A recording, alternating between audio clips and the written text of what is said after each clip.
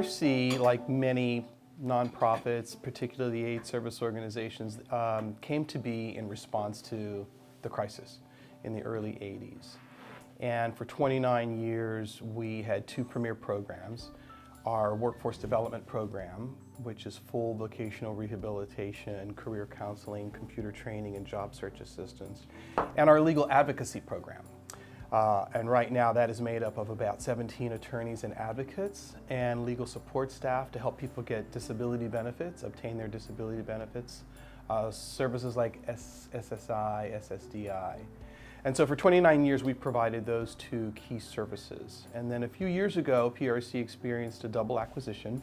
We acquired another aid service organization called AIDS Emergency Fund, emergency financial assistance for people living with HIV, and a significant behavioral health organization here in San Francisco called Baker Places, which provides a continuum of treatment programs.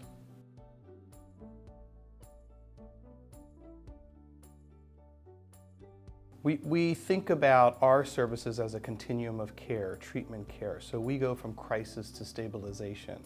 So we have services that are low barrier crisis services like our Behavioral Health Navigation Center called Hummingbird. That program is located on Zuckerberg's campus at SF General. It's a 29-bed facility, low barrier, come as you are, really culturally competent, harm reduction approach for people who are coming straight from the street or coming out of psychiatric emergency services and just needing a place to land, to stay, that isn't tied to necessarily a prescription of services, but really just a home-like environment for them to stabilize their lives. So you can stay up to 2 weeks, 3 square meals a day, laundry facilities, shower facilities, and a beautiful backyard that they get to enjoy nature. Many of our clients who experience that program make the decision to go into more significant treatment. So we have 30, 60, 90-day treatment services, which are mental health, substance use, or sometimes co-occurring conditions.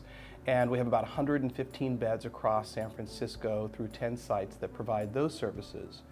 And when those individuals graduate out of those programs, we have an opportunity to place them in long-term housing, or what we call scattered site housing, supportive housing. And we have 140 of those beds around town as well. So it really takes a person from crisis all the way to stabilization. While they're in that continuum of stabilization, we have a series of wraparound services that I was talking about. We have our legal advocacy services, workforce development services, AIDS emergency fund services, but we also provide case management, housing case management, and really one of the most effective programs that we have is our peer-to-peer counseling. So individuals who are going through these programs experience sometimes a setback. It's important for them to see themselves on the other side of that in success. So they engage with other individuals who've been successful in the program who can help them get over a rough patch.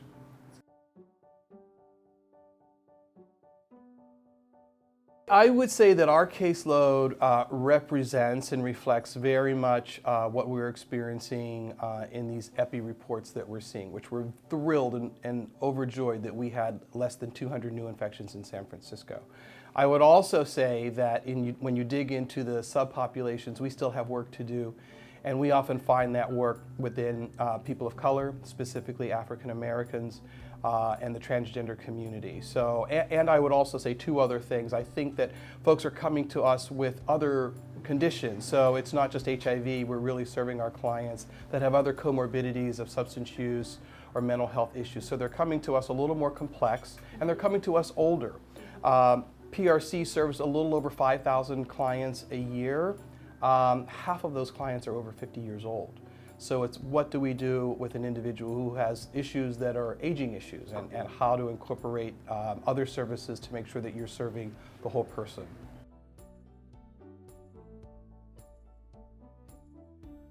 Folks are coming to us older, sicker, and I think most often for those who are experiencing mental health and substance use issues, they find themselves out of care more than they are in care. So they have a sporadic history of staying in consistent care, and you know that is important if you're HIV positive and you want to be adherent to your meds, you don't want to build up any resistance. So it's the challenge is how to find that in with that individual. So they may not even be coming for HIV, but if you make your services such that every door is the right door and you comprehensively assess them on the front end, you're able to have a higher level of success of keeping them in care. So I would say our folks are coming to us out of care, often with comorbidities and older, and we are working really hard to shape and fashion and structure our services so that we could catch them at any stage.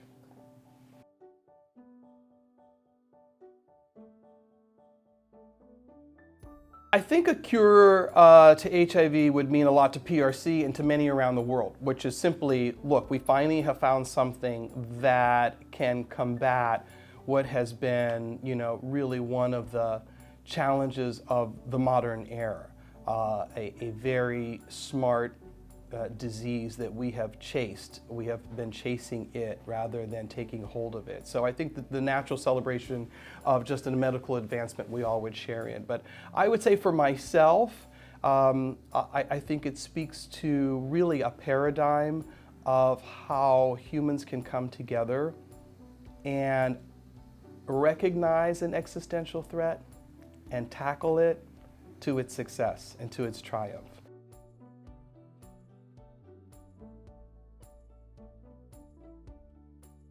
One, that you're more than your circumstance. You're more than that new diagnosis. That is one condition that may define you. And I'm thinking of an inspirational leader named T.D. Jakes. And he says, you're more than your condition. And when you hold too tightly to your history, that you can do it at the expense of your destiny. So certainly take the time you need to identify your new normal and what happened, but don't stay there too long. Know that there is a bright future ahead of you. I would also say that it's important for you to know that you're not alone. And just like someone may not know your story in the street and you're looking at somebody, you don't know theirs as well, and they may have a story to tell. And you may find yourself thinking, I think of an analogy of being in a kayak, and it turns out you're really on a big ship full of people who understand your experience and can walk with you on that journey.